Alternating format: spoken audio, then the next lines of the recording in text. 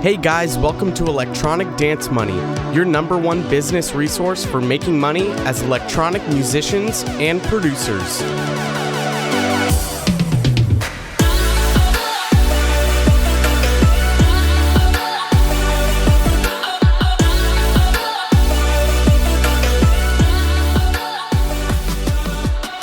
What is up, everyone? Welcome back to a brand new episode of Electronic Dance Money. I am your host, Christian Casito, and I am so happy to be back with you guys once again. We've got a really fun episode for today, and we're going to be diving into going back to the basics of marketing and promotion.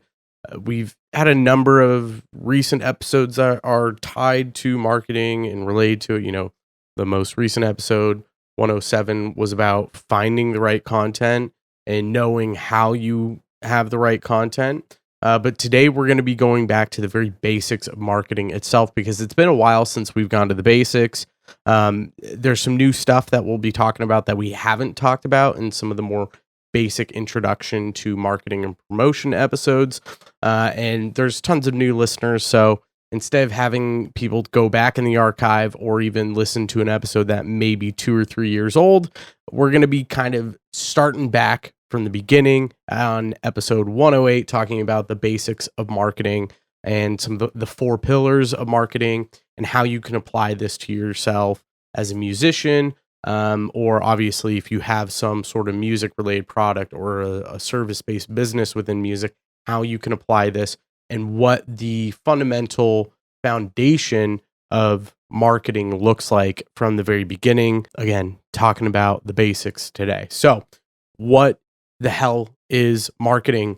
It seems pretty convoluted. It means many things. If you ask 10 different marketers or digital marketers, they all probably may give you a different answer, or they're kind of the same, kind of not. And everyone has a different version of what marketing really is. But what most people can generally agree on, what the foundation of what marketing is pretty basic, right? You have a message that you're trying to deliver at the right time to the right people that represents your brand and potentially solve some sort of solution or problem for that individual. A key thing here is both targeting the right people and also at the right time. Understanding when you need to be targeting your audience and promoting something to them or marketing something to them is super important. And time can mean multiple things. It could be, are they at a specific point in their life or their career, and you're now presenting that information to them? So that gives you a little more insight into who your audience is and when you should be targeting information towards them and how to target towards them, right? If time-based is relative to how old they are and what life stage they're in, right? Maybe they're age 26 to 35 and they're starting to have kids, settle down more. They're no longer in that college having fun 20-year-old phase or coming out of that phase. That's a different person compared to someone who's 18 to 24, 25, who is going to college, who is young, who may or may not have a girlfriend or boyfriend and may or may not have kids, or just kids aren't their focus at the time being, or maybe even their career isn't their focus. So that could be related to time-based. Time-based can also be related to at what point should you be posting. But that's also related to time-based of where people are at in their lives, right? If you're targeting those 28 to 35-year-olds where you know they either have a family, they're starting a family, maybe they just purchased a home and they have a 9-to-5 job, well, you can probably argue that they're going to be online between 7 and 8 a.m. and then 11 a.m. to 1 p.m., and then after 5 p.m. is when they're online and they're on social media. So like that can also be related to time. So time is very important when you're talking about delivering the right message to the right audience. And understanding that time is not quite literal in the temporal factor, or in the temporal fact of like, in 1 hour it will be 4 p.m. and 1 hour after that it will be 5 p.m. Like understanding where people are at in your target audience in their lifespan or their life in general and how you want to be targeting them. That's very important. And that gives you a better understanding, again, also on when they're going to be online and where they're going to be online. There's a lot of information to look up in terms of like delivering the right marketing message at the right time. If you Google that, I guarantee you're going to get 500 articles that will be talking about all these things that we're talking about. And time is a really good one to kind of research of like when's the right time to deliver the right marketing message. That sort of stuff is all really good. And maybe we'll jump into an entire time-based marketing episode where we just talk about the facets of time in marketing and all of these little minute details, because we can get lost in them and there's a lot to them. But when we're talking about what marketing is, you're delivering a message at the right time that represents your brand and is targeted toward your audience. Now, talking about the right message, this can be as specific or broad as you really want it to be, especially when we're talking about music and you're like promoting a single or an album or an EP. Like if you're promoting music in general, the solution you're providing, right? So if we have a message that provides some sort of answer or solution to your audience, because that's all that marketing is, or I should say running a business is you are providing a solution to a problem that your audience has. Your solution is revolving around an entertainment-based solution. So it might not be an actual physical product or a physical problem that you're solving in someone's life. If you run a mixing studio, that's much more different than music, right? The solution you're providing is mixing, and you want to talk about delivering the right message at the right time. When should you deliver the marketing message that you provide a service, a mixing solution for someone who's struggling with mixing? It's going to be at the end of the songwriting process. It's not going to be when they just started a song or when they're in the middle of a song or they're waiting for vocals. No, when you should deliver that message is when they are finished with songwriting and they are now in the mixing stage and mastering stage, the final touches. That's when you should deliver that message. With music, it's a little different. You can kind of deliver the message at any point, at any time, and it can provide a solution for people of entertainment and enjoyment. Granted, there can be better times than others to be promoting music. It's probably not the best time to promote a single around Christmas, right? People are celebrating with family, they're on vacation, they're doing different things, so they may not be paying attention. Thanksgiving, 4th of July, like there are holidays that happen where you may not want to be promoting something because it might just go out into the ether and it's not the right time. Festival season might be a great time, right? Target people on the Sunday that they're coming home from a festival and they're on a long drive and maybe they're in the passenger scrolling and they see something and go, oh, let's listen to this song.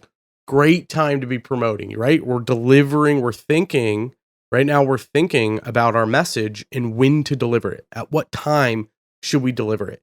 So these are all calculative decisions you can make on how and when you should be promoting your music to your audience. A lot of this is relative. Remember, it's relative for you based off of who your target audience is and where they're at in their life. If we're targeting those adults that are kind of coming out of their college phase and into the family adult phase, a great time to maybe promote for them is when they're on their lunch break, and then they'll save that or save your track or your post, add it to their Spotify playlist, and maybe they'll listen to it on their drive home.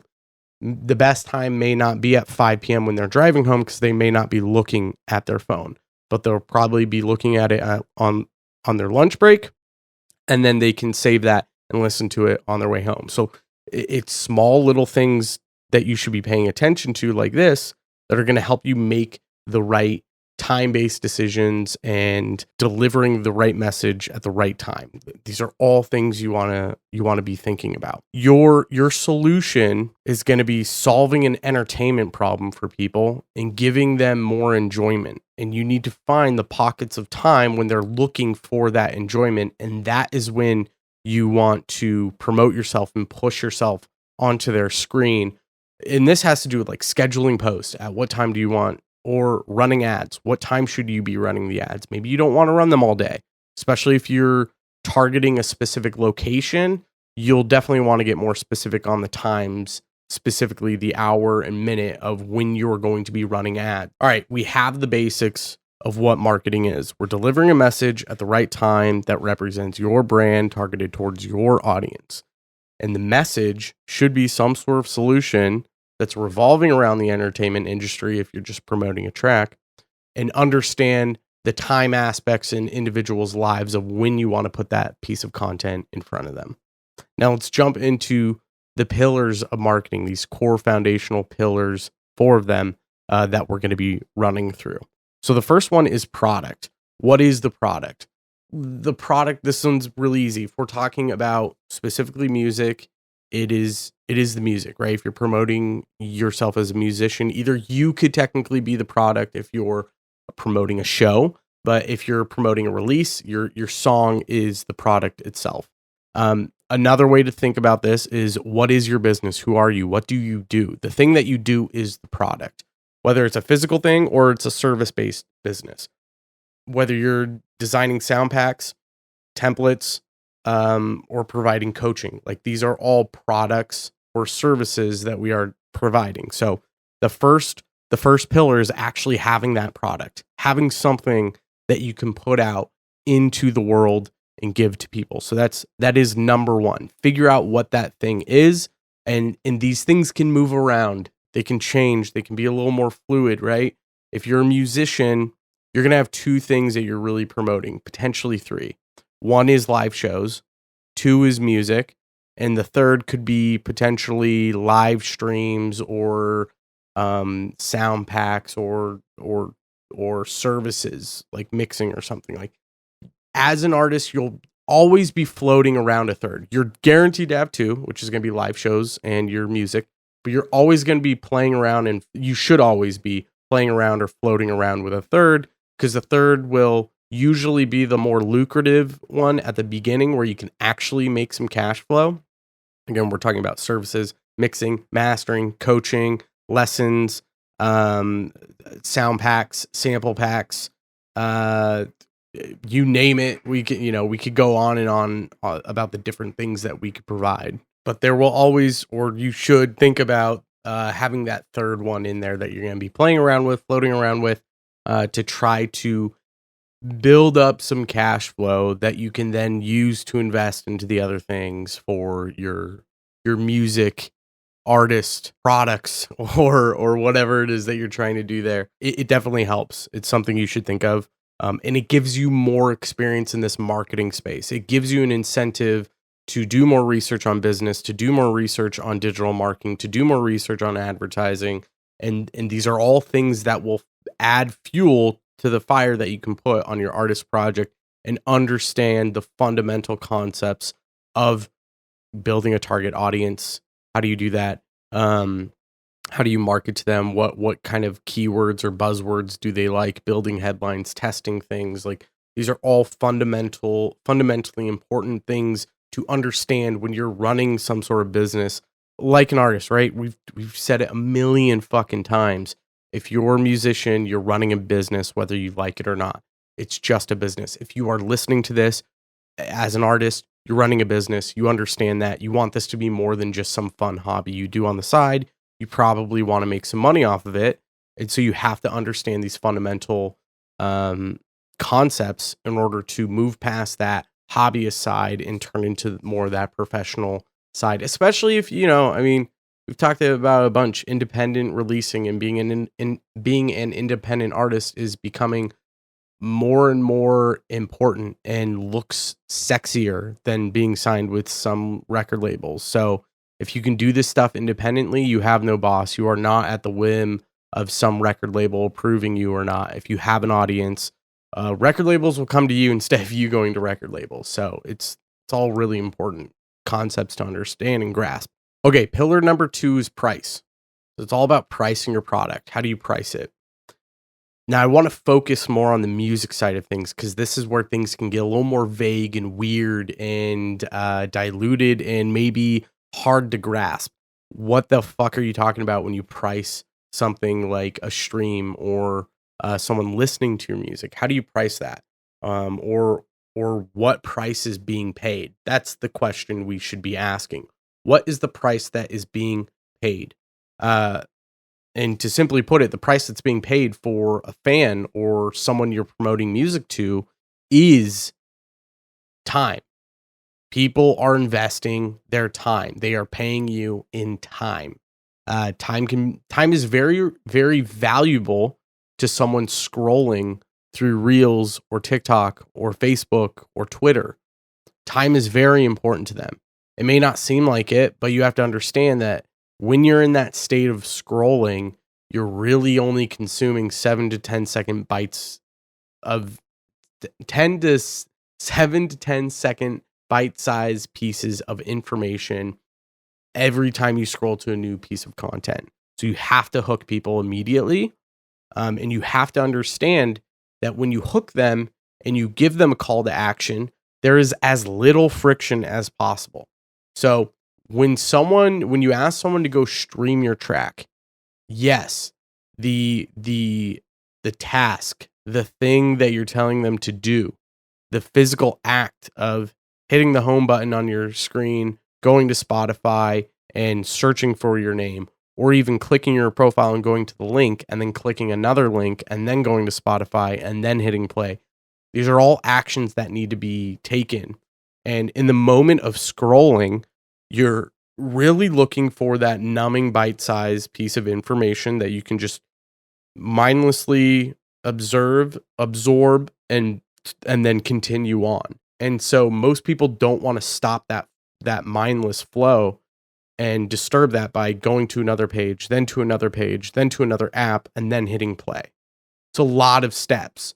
So when you're talking about the price of your product, and you're talking about promoting music and trying to get people to stream your music, the price that people are paying are not a dollar value.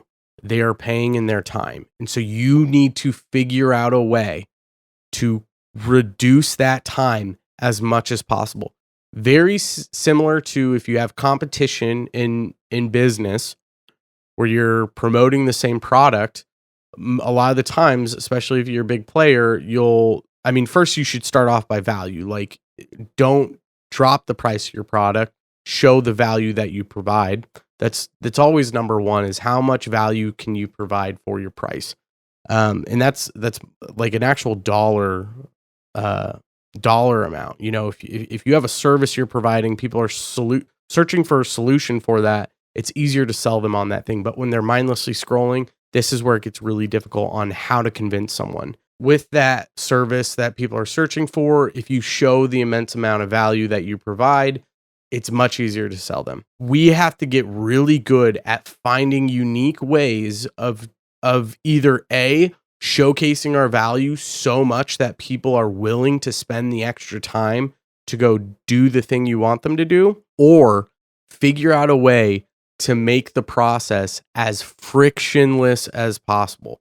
Every single time you have someone take a step to do someone, or you request that they do something and it takes multiple steps, every single time that you do that, the process that they take to do the action is friction. Every time you add a step, it's adding extra friction. The more friction you add, the more difficult it is to convert that person and turn them into a fan or a listener of your music. So we have to find ways in which we can reduce the friction as much as possible. If you're running an ad, maybe this is a message button and you're telling people, hey, message me, whatever. You can have some sort of keyword that will auto-generate a response when they message you, and maybe it's a direct link to Spotify. That could potentially be fewer clicks than if you tell someone to go to the link in your bio. And in which case there may not be a button that you can provide for them that sticks out above everything else that gets them to click on it, then go to the link, and then go to a link from there, and then go to Spotify. There's so many steps involved, right? When we tell people to go to the link in our bio and there's a link tree link, right? Okay, so we're telling them to click on the profile. That's step number 1. Click the link in our profile. Step number 2. Click the single in our profile or the link that's to Apple, Spotify, wherever they want. So it's number 3. Then they open it. Then the app gets open. Then they have to click play on the actual track itself. So there's 4 steps that we have to take in order to get someone to potentially stream our track.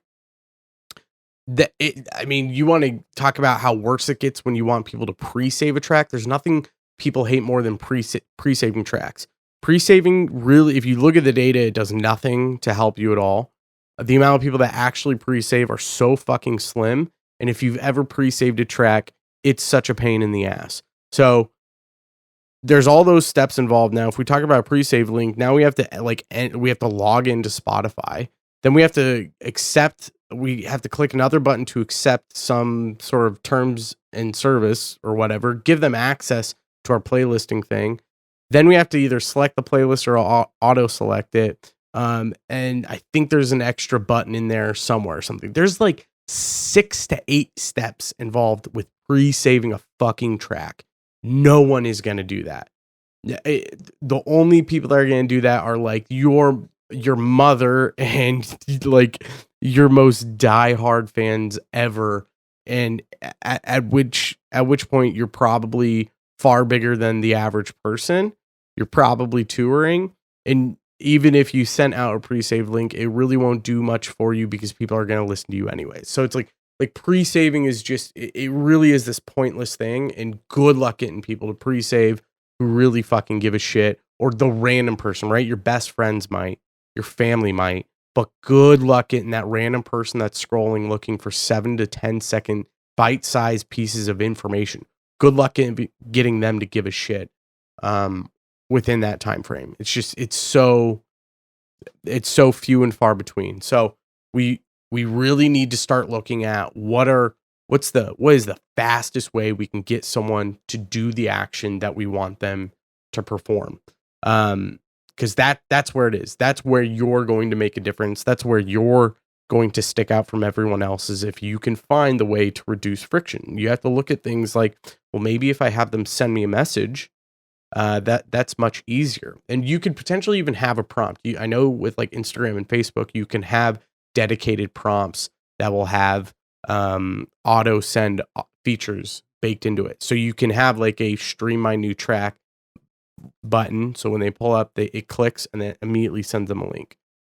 So we could have that send message. That's one button. And then the auto generated message, which they don't even have to type. They just press it. That's 2. And then the third step is clicking the link to go stream. That's 3. And then the fourth would be actually hitting play. So it's just as fast as the sending people to the link in our bio, but it's a little bit different. The reason why it's different, it will inherently be faster over time because you're keeping people on the platform that they're using. So if it's Instagram, they click the button, it goes to Messenger.